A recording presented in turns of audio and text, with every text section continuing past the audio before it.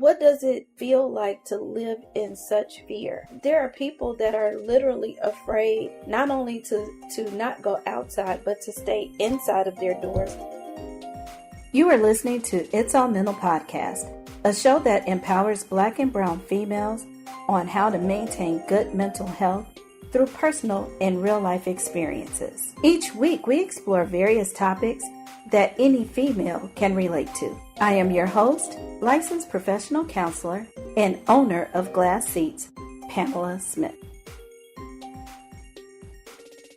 Hey guys, for this episode of The Mental Note, I want to talk a little bit about fear.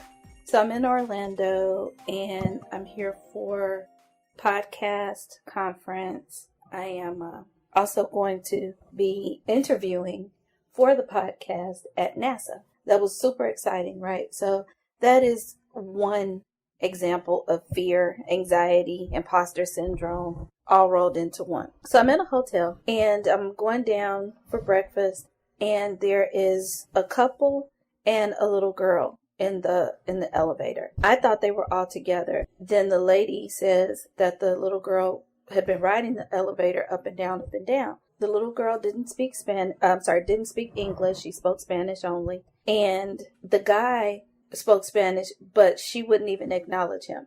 So that was a good thing, because at least she's taught, I guess, stranger danger. That's what I'm guessing. So we get down to the lobby. I go and, the lady goes to the front desk, and I stay back with the little girl. And I had to dust off my Spanish skills and speak to her as best as I could. So we get off the elevator. I ask her to follow me, to the front desk. And we get the little girl's parents' name, her mom and her dad. And, I speak to her, talking to her, and I get her name. And she's trying to explain what she was doing there and that sort of thing. So all of this now, we're probably at about 20-25 minutes. So they call housekeeping because they can't find the names in the registry. The manager of housekeeping comes down, and she just takes the little girl, starts talking to her.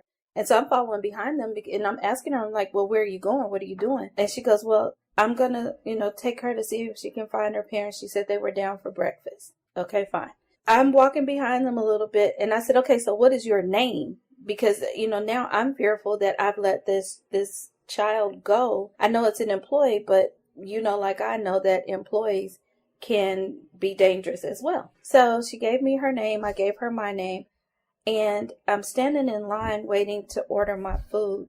And I see them walk back past. And that's when she goes, well, she said her dad was down here somewhere. He's not down here, and he's not upstairs either.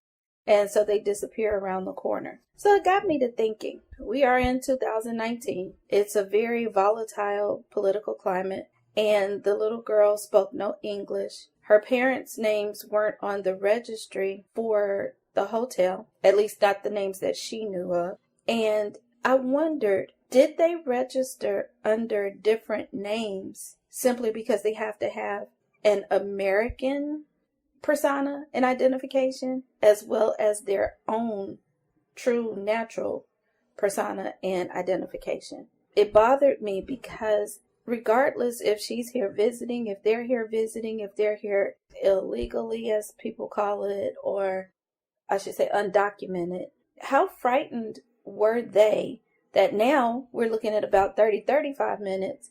Their little girl is gone. I didn't see any frantic parents anywhere. She's afraid because she's in this big, huge hotel. It's a lot of hustle and bustle. And we're her family. She doesn't speak the same language that everyone else speaks. And it had to be frightening for her. So again, it just got me thinking about what does it feel like to live in such fear? I can tell you from my perspective as a Black female about fear within this political climate. I can tell you from the standpoint of a parent, I can tell you from a standpoint of a sister, but there are people that are literally afraid not only to not go outside, but to stay inside of their doors, because we're seeing things on the news about ICE raids and things like that, and they're taking citizens and deporting them when they shouldn't be, or in error. There are so many different things. These babies are sleeping on the floors of schools and cafeterias and things, not knowing if they will ever see their parents again. And then from a parent perspective, what is the parents' fear? Will they ever see their children again? Where will they go? Where will they live?